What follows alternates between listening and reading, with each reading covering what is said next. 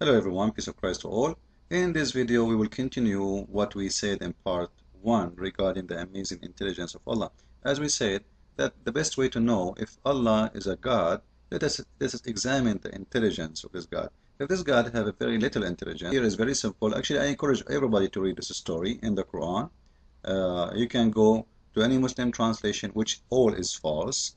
This is why I encourage you to read actually some better translations, like translation of Osama Dakdok. But to go to the story directly, you go to verse number 30, where we see Allah here is saying He is going to create someone to inherit the earth. And then the angels, they object to that. They said, you are going to create someone, he will do mischief, and this is not good, etc. So Allah, He wanted to prove to them that they know not what He know, which means they are wrong about Adam, he would do mischief. But all of us, we know that Adam, he did mischief, which means proving that the angels were right and Allah is wrong. And this alone is enough to prove that the Quran is a false book. Allah wanted to prove that He is a true God by teaching Adam all the names, and He present those things in front of them, which mean the angels. And then He said to them, tell me the names of those things if you are right. If you are right about what? If you are right about the accusation against Adam. So the angels, they said, Allah, we do not know the names of those things. You must be the only God because you are the only one who knows.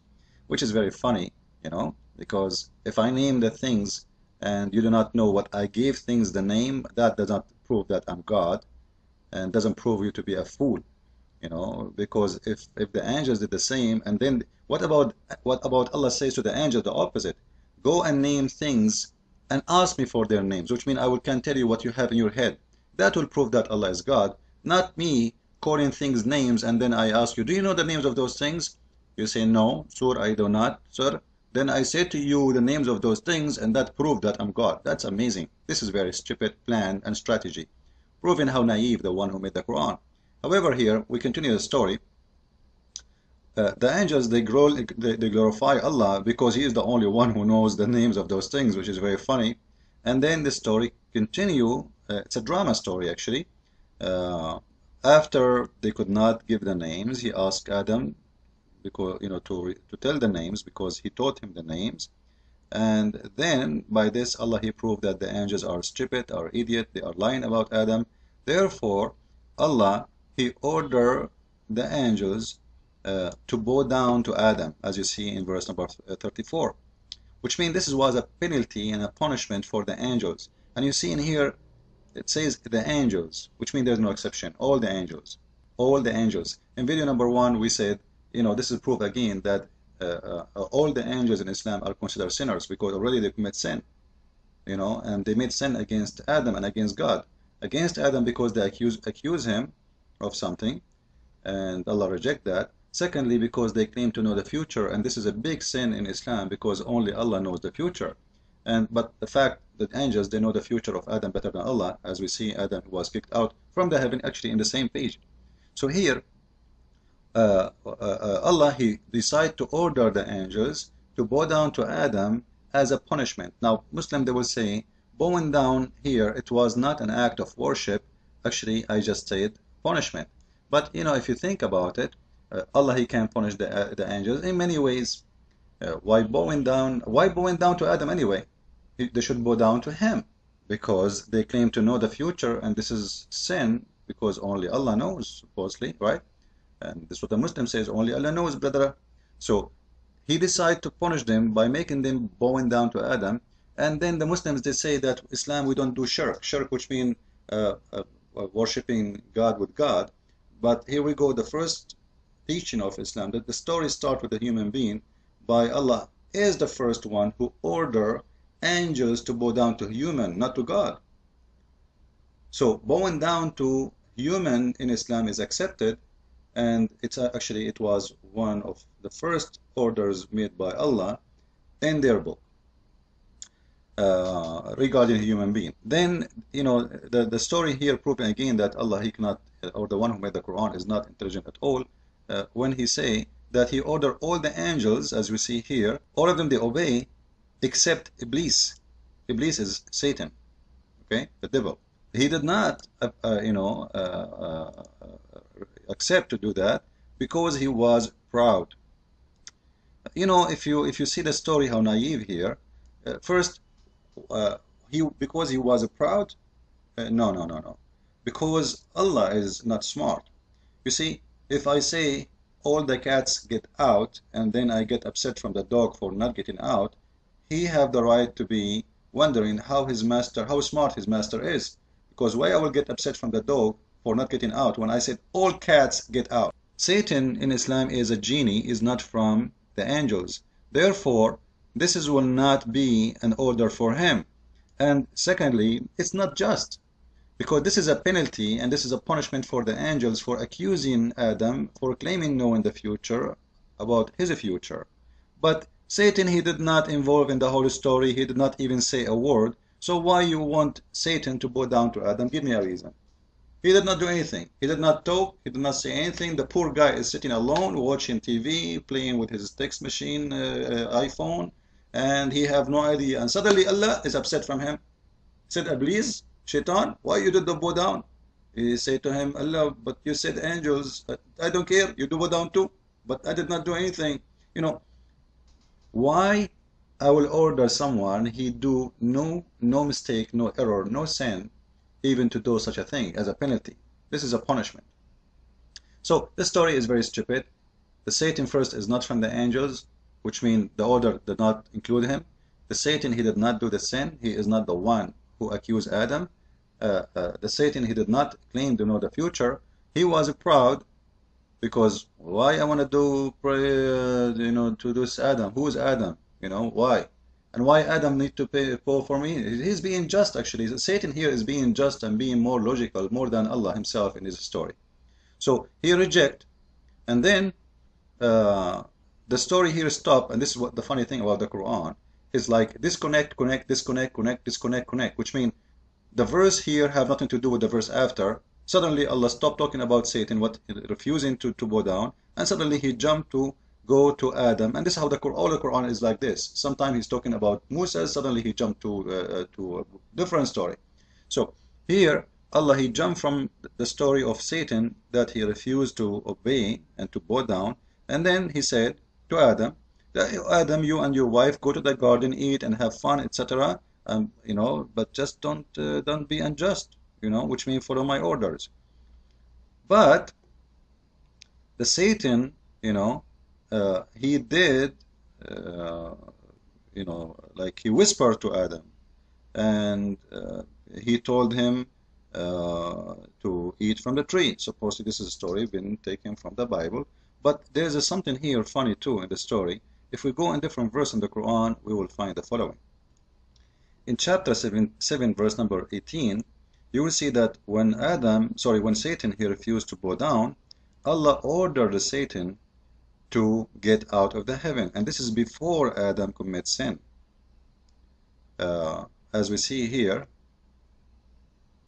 in the verse, okay, it's the same story. Actually, the Quran is a very funny book. The same story repeated in many places because simply this is an empty book. If we take the same story from the book, that will shrink the Quran, and this is for every other story.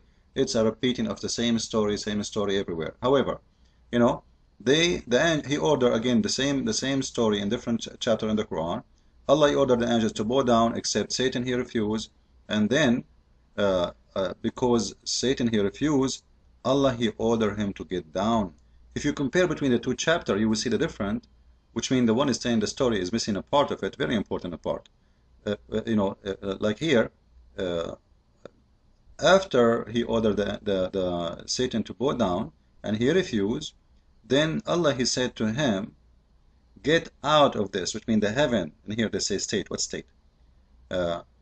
And whoever follow you is going to be in fire, hell, in hell, whatever, So Allah he ordered Satan to get out of heaven, and after that, look with me, after that he said to Adam, go you and your wife and live in the garden.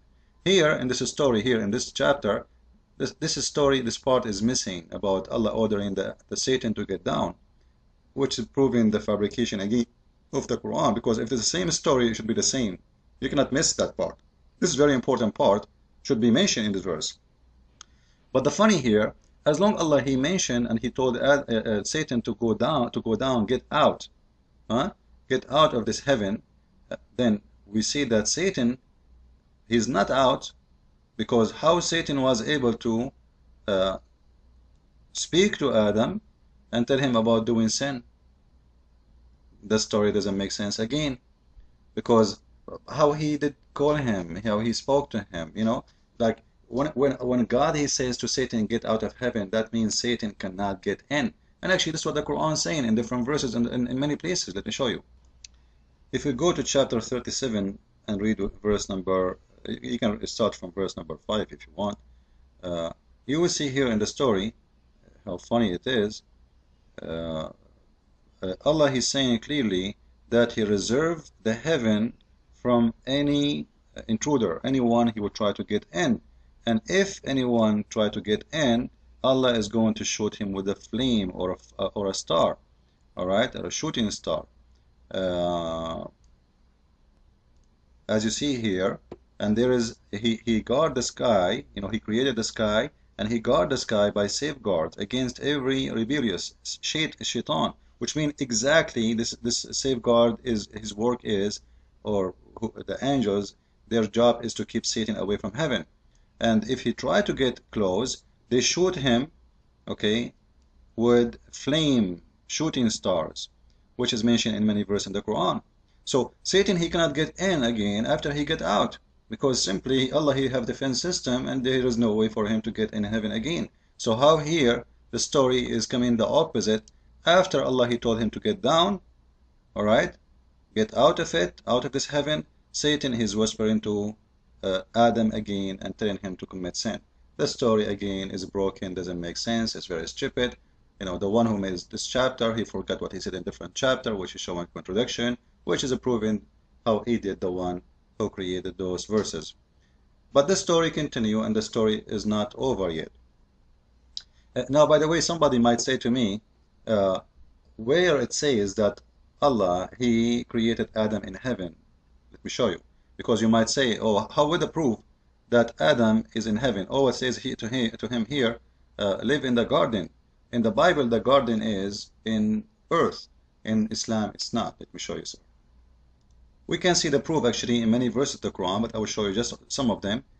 You can take your notes. Chapter 2, verse number 36, chapter 2, verse number 38, and chapter 7, verse number 24. So let us take the first one, and let us see what this, does it say really that get down? Which means it's in heaven, it's in the sky, it's not on the earth. Because if it's in the earth, you would not say to them get down, right? They are already down. So here,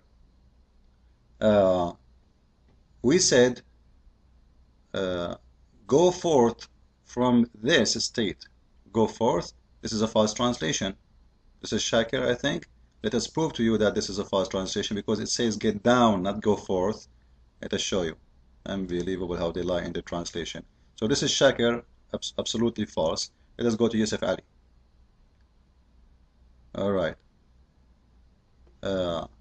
So Satan, he made them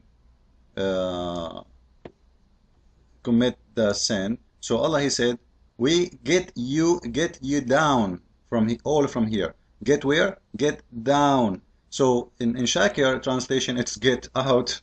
What get out doesn't say that. It says uhbutu. Uhbutu in Arabic means get down. So they are above in heaven and they are getting down. Let's continue. You can go to any interpretation, and this is not my interpretation, this is the Muslim interpretation, this is Ibn Abbas. You will see it says clearly, go down from heaven. And on here you see they put for you, all of you, which mean Adam and Eve and Satan. But this is a contradiction for what the Quran is saying before, that Allah, he already told Satan to get out. He told him to get out, but Satan, he is not moving yet. I thought Allah, he says be, and it's going to be. You cannot stay for 1 second because Allah, he said get out. It's mean you will be out. The word of Allah is an order which will be done by his power. I'm not going to move and move my stuff and take my laptop and move out. No, Allah says get out. You mean you will be out in a second, regardless if you move or not. This is a proof again that it's the whole fabrication. It's very funny, stupid stories. Anyway, our time is up. Thank you for listening. Please spread the video everywhere. Christ is Lord, Islam is false. I'm into that. And we challenge Allah and his followers to prove us wrong. Thank you very much.